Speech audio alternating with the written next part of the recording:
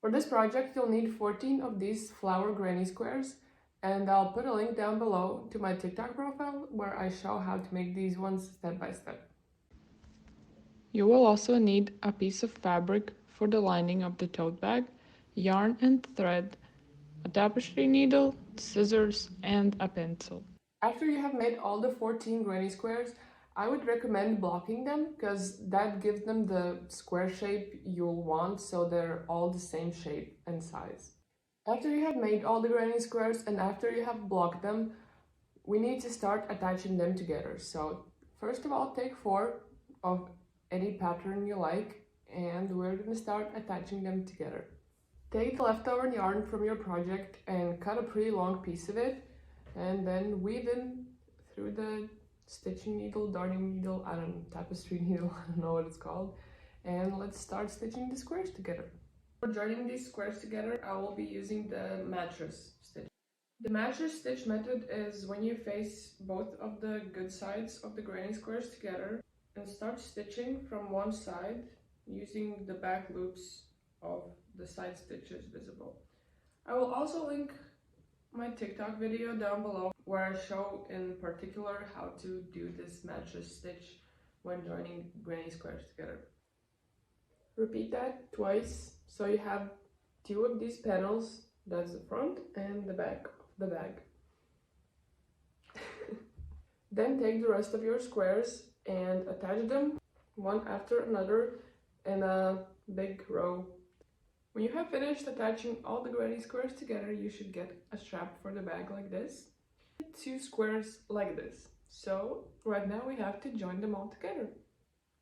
For this one, you'll need a pretty long piece of yarn. You will also need a pretty long strap for your bag. I made this from all the colors. Something like this. Long enough it can fit on your shoulder, and the bag is going to be attached here. And also, I chose 2 simple colored, one colored granny squares, different sizes, to use as pockets inside the bag. Once all the sides and this long strap that goes around it is attached together, for now it looks like this, and the strap. So now I'm going to attach this strap from one side to another one. I have attached the strap. This side I attached using a white yarn, and this side I attached using a yellow one, so the strap is attached invisibly. Now it's time to sew in the lining, but before I do that, I need to iron it first because it's not pretty. When you have finished ironing the fabric, fold it in 2 with the good sides facing together and the bad sides facing you. At first, I started making the lining for the bag as if the bag was 2D, and then I quickly noticed my mistake and figured it out and made the lining for a bag that's 3D. I also cut square pieces of fabric for the pockets for the bag. I cut 2 square pieces and 1 rectangle piece.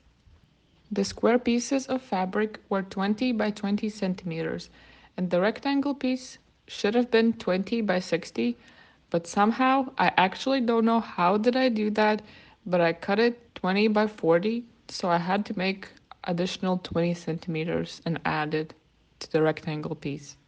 I sewed together the rectangle and the square pieces and then sewed them into the bag, also attaching the pockets.